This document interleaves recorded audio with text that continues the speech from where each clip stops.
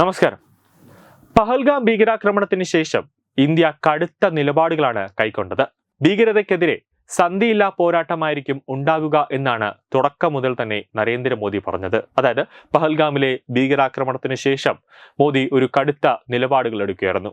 കൂടാതെ പാകിസ്ഥാൻ ഇനി ഭാരതത്തെ ആക്രമിക്കുകയാണെങ്കിൽ അത് തീവ്രവാദ ആക്രമണമായി മാത്രമേ കാണാൻ കഴിയുകയുള്ളൂ എന്ന് കേന്ദ്ര സർക്കാർ തന്നെ പറയുകയും ചെയ്തു. പഹൽഗാം ഭീകരാക്രമണത്തിന് ശേഷം ഇന്ത്യ മൊത്തത്തിൽ തന്നെ യുദ്ധ നിയമങ്ങളിൽ ഒരു മാറ്റം കൊണ്ടുവന്നു. കൂടാതെ ആയുധക്കരുത്ത് ഇന്ത്യ വർദ്ധിപ്പിക്കുകയും ചെയ്തു. അത് ഓരോ ദിവസവും ഇന്ത്യ ആയുധക്കരുത്ത് വർദ്ധിപ്പിച്ചുകൊണ്ടിരിക്കുകയാണ്. പഹൽഗാം ഭീകരാക്രമണത്തിന് ശേഷം ഭീകരതയ്ക്കെതിരെ ഇന്ത്യ ഒരു ആക്രമണാത്മക നിലപാടാണ് സ്വീകരിച്ചു കൊണ്ടിരിക്കുന്നത്. ഓപ്പറേഷൻ സിന്ദൂറിൽ അതിർത്തി കടന്ന് തീവ്രവാദ ഒളിത്താവളങ്ങൾ നശിപ്പിക്കുന്നത് ഇതിന്റെ ഭാഗമായിട്ടായിരുന്നു. ഈ സമയത്താണ് ഇന്ത്യ നിരവധി കടുത്ത നടപടികൾ കൈക്കൊണ്ടത്. അതേസമയം ഭീകരതയെ നേരിടാൻ ഒരു പുതിയ യുദ്ധ സിദ്ധാന്തം സ്വീകരിക്കാൻ ഇന്ത്യ ഇപ്പോൾ ഒരുങ്ങുകയാണ്. ഓപ്പറേഷൻ സിന്ദൂറിന്റെ സമയത്ത് തന്നെ ഇന്ത്യ ഈ പുതിയ സിദ്ധാന്തത്തിന്റെ സൂചനകൾ നൽകിയിരുന്നു. അതനുസരിച്ച് ഇന്ത്യയിലെ ഏതൊരു ഭീകരാക്രമണത്തെയും യുദ്ധപ്രവൃത്തിയായി, അതായത് രാജ്യത്തിനെതിരായ യുദ്ധമായി തന്നെ കണക്കാക്കുമെന്നാണ് കേന്ദ്ര സർക്കാരും സൈനിക മേധാവികളും വ്യക്തമാക്കിയിട്ടുള്ളത്.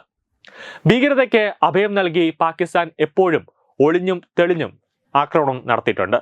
അത് മാത്രമേ അവർക്കറിയാവൂ. കാരണം ഒളിച്ചിരുന്ന് ആക്രമിക്കാൻ മാത്രമേ പാകിസ്ഥാന് ഇന്നും അന്നും അറിയുകയുള്ളൂ. എന്നാൽ ഇപ്പോൾ പാകിസ്ഥാന്റെ ദുഷ്ടപ്രവൃത്തികൾക്കെതിരെ നടപടിയെടുക്കാൻ ഇന്ത്യ ഒരു പുതിയ യുദ്ധ സിദ്ധാന്തമാണ് ഇവിടെ പരിഷ്കരിക്കാൻ പോകുന്നത്.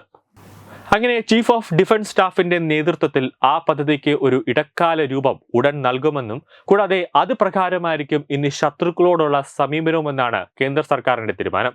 അതായത് പണ്ട് മുതൽ ഉണ്ടായിരുന്നത്, ഏതെങ്കിലും ഒരു ശത്രുക്കൾ വന്ന് അല്ലെങ്കിൽ തീവ്രവാദികൾ വന്ന് ഇന്ത്യ ആക്രമിക്കുമ്പോൾ നമ്മളൊരു 4-5 ദിവസം കഴിഞ്ഞ് തിരിച്ചടിക്കുന്ന രീതി ഇനി ഉണ്ടാകില്ല എന്നാണ് കേന്ദ്ര സർക്കാർ, അതായത് സൈനിക ഉദ്യോഗസ്ഥർ തന്നെ ഇപ്പോൾ വ്യക്തമായി പറയുന്നത്. അതായത് ഭീകരതയുടെ യജമാനന്മാരെ പോലും ഇനി വെറുതെ വിടില്ല.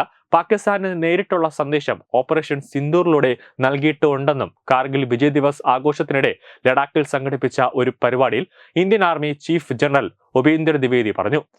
അതായത് തീവ്രവാദികൾ വന്ന് ഇന്ത്യയിൽ വന്ന് ആക്രമിക്കുന്ന സമയത്ത് നമ്മൾ അവരെ വളഞ്ഞുകൊണ്ട് ഒരു ആക്രമണം നടത്തി, പിന്നെ അവരെയൊക്കെ വധിച്ചതിന് ശേഷം പിന്നെ നമ്മൾ തിരിച്ച് നമ്മുടെ ഓഫീസിലേക്ക് പോകുന്ന രീതിയിൽ ആ ഒരു രീതിയിലായിരിക്കത്തില്ല. ഏത് തീവ്രവാദിയാണോ ഇന്ത്യയിലേക്ക് വന്ന് ഇനി ആക്രമണം നടത്തുന്നത് അവരുടെ വേര് തേടിയായിരിക്കും ഇനി അവരിനി പാകിസ്ഥാനിലാണെങ്കിൽ പാകിസ്ഥാനിൽ, അത് എത്രയൊക്കെ ഉള്ളിലാണ്, പാകിസ്ഥാന്റെ ഏതൊക്കെ ഉള്ളിലാണ്, എത്രയൊക്കെ സുരക്ഷാ മേഖലയിലാണ് ഈ തീവ്രവാദികൾ ഇരിക്കുന്നെങ്കിൽ പോലും നമ്മൾ അവിടെ ചെന്ന്, അവരുടെ അതിർത്തി കടന്ന് അവിടെ ചെന്ന് അവരെ കൊല്ലുക തന്നെ ചെയ്യുമെന്ന ഒരു പുതിയൊരു രീതിയാണ് ഇപ്പോൾ സൈനിക മേധാവിമാർ ഇപ്പോൾ ഉപയോഗിക്കാൻ പോകുന്നത്. പുതിയ സിദ്ധാന്ത പ്രകാരം തന്ത്രപരമായ നിയന്ത്രണത്തിന് പകരം ഇപ്പോൾ പ്രതിരോധ നടപടി സ്വീകരിക്കും. അതായത് ഒരു ഉദാഹരണത്തിൽ പറയുകയാണെങ്കിൽ, ആക്രമണത്തിന് ശേഷം നടപടി എടുക്കുന്നതിന് പകരം തീവ്രവാദ ആക്രമണങ്ങൾ തടയുന്നതിന് മുൻകൂട്ടി കർശനമായ നടപടികൾ സ്വീകരിക്കും. ഇതിൽ മുൻകരുതൽ പ്രതിരോധം, മുൻകരുതൽ ആക്രമണങ്ങൾ, പ്രതിരോധ നടപടികൾ എന്നിവയാണ് ഉൾപ്പെടുന്നത്. ഫ്യൂച്ചർ വാർഫെയർ അനാലിസിസ് ഗ്രൂപ്പ് യുദ്ധരീതികൾ മനസ്സിലാക്കുകയും അതനുസരിച്ച് പുതിയ ആസൂത്രണം തയ്യാറാക്കുകയും ചെയ്യും. പുതിയ പരിശീലന സംവിധാനങ്ങൾ, സൈനിക നവീകരണം, പ്രവർത്തന പദ്ധതികൾ എന്നിവ സൃഷ്ടിക്കപ്പെടും. ഭീകരാക്രമണങ്ങൾക്ക് ഇന്ത്യ സ്വന്തം നിബന്ധനകളിൽ മറുപടി നൽകും. ഉദാഹരണത്തിന് ആക്രമണത്തിന്റെ ദിവസം, തീയതി, സമയം, സ്ഥലം എന്നിവ സൈന്യം തന്നെ തിരഞ്ഞെടുക്കും. കാരണം അതിനുള്ള പൂർണ്ണ സ്വാതന്ത്ര്യം ഇന്ത്യ തന്നെ സൈനികർക്ക് നൽകിയിട്ടുണ്ട്. ഭീകരർക്ക് അഭയം നൽകുന്ന സർക്കാർ ആയിരിക്കും ആക്രമണത്തിന് ഇനി ഉത്തരവാദിയാവുക. ഭീകരരെയും അവർക്ക് അഭയം നൽകുന്ന യജമാനന്മാരെയും അവർ തമ്മിൽ ഇനി ഒരു വ്യത്യാസം ഉണ്ടായിരിക്കില്ല. അതായത് ഭീകരർക്ക് ഇനി ഏതെങ്കിലും രാജ്യത്തെ സർക്കാർ, അതായത് അന്വേഷണം നടത്തിയതിനു ശേഷം ഇന്ന സർക്കാർ ഭീകരർക്ക് ഏതെങ്കിലും തരത്തിലുള്ള ഒരു ചെറിയൊരു സഹായം പോലും ചെയ്തു കൊടുത്തിട്ടുണ്ടെങ്കിൽ അവരും തീവ്രവാദികളുടെ പട്ടികയിൽ തന്നെ പെടും എന്ന രീതിയിലേക്കാണ് കാര്യങ്ങൾ എത്തുന്നത്. പാകിസ്ഥാന്റെ ആണവ ഭീഷണികൾ ഇന്ത്യ ഒട്ടും ഭയക്കുന്നില്ല എന്നതാണ് യാഥാർത്ഥ്യം. ഇന്ത്യൻ സൈന്യത്തിന് ആണവ നിയന്ത്രണം പാലിക്കാനും എല്ലാതരം ഓപ്ഷനുകളും സ്വീകരിക്കാനും സ്വാതന്ത്ര്യമുണ്ടാകുമെന്നാണ് പ്രത്യേകത. ന്യൂസ് ഡെസ്ക് തത്വമൈ ന്യൂസ്.